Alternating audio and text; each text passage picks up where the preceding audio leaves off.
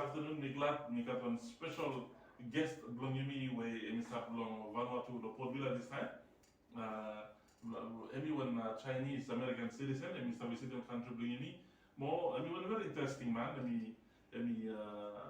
All part long world finish long Africa and especially the developing countries. Is the look one man where he write them over 170 books. Look long science more. Visionary man. Look long one stuff happen online no future. Make him plan a story and run one finish. Place look state of lifestyle being in Vanuatu. More any kind of place here. It's a story on anything. You talk about science. You talk about politics. You talk about health. You talk about our show. Dr. Peter Baofu, welcome to the show. Okay, thank you for inviting me. I was just saying you're a very interesting person, and having written over 170 books and all about life, and I'm so interested in the humanitarian part of the story, where we talk about the rights of different peoples of all countries, and I listen to you and I watch some of your YouTube interviews. You know, Doctor, we are members of the non-aligned movement, right? We understand some of our neighbors, some of our countries that we have diplomatic relations with, have issues with each other. For example, China and the West, but we are friends with both. And how can we use this as a stepping stone to develop Vanuatu? First of all, you are not allowed to have friends with both. That's not true internationally.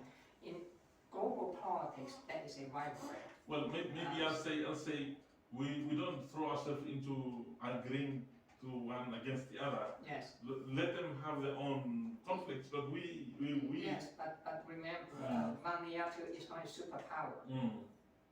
You have outside powers, they are many times more powerful than you are. Yeah. So you can talk as much as you like about non-alignment, but at the end of the day, there's not much that you can do to be independent. That's one of the reasons, by the way, that many small countries on earth, many of them are not really independent.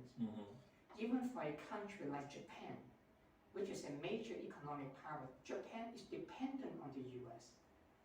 Since 1945, in fact, the national security of Japan is still dependent on the US.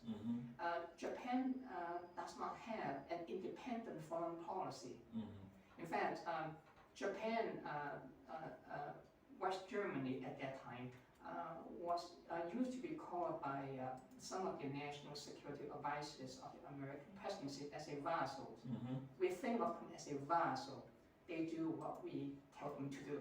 That's why every time when the US says something about foreign policy, Japan has to follow. Have you ever seen, since 1945, Japan has ever done anything which openly disagree with the US on foreign policy? At the end, whether they can shout and yell, they have to obey. So even for a major economic power like that, can you imagine Vanuatu can do more? So I'm trying to say is that yes, we have the non-alignment movement. This sounds very beautiful, it sounds very wonderful, but we're realistic. In reality, you don't have much. Look at Solomon Islands. They signed the security pact with Australia and have been in good terms with the US. Now they just signed a security pact with China. Look at how much pressure that they have been receiving since then, or even before that. You see that? Yes, and it's quite a number of other Pacific Islanders. They have been under tremendous pressure ever since.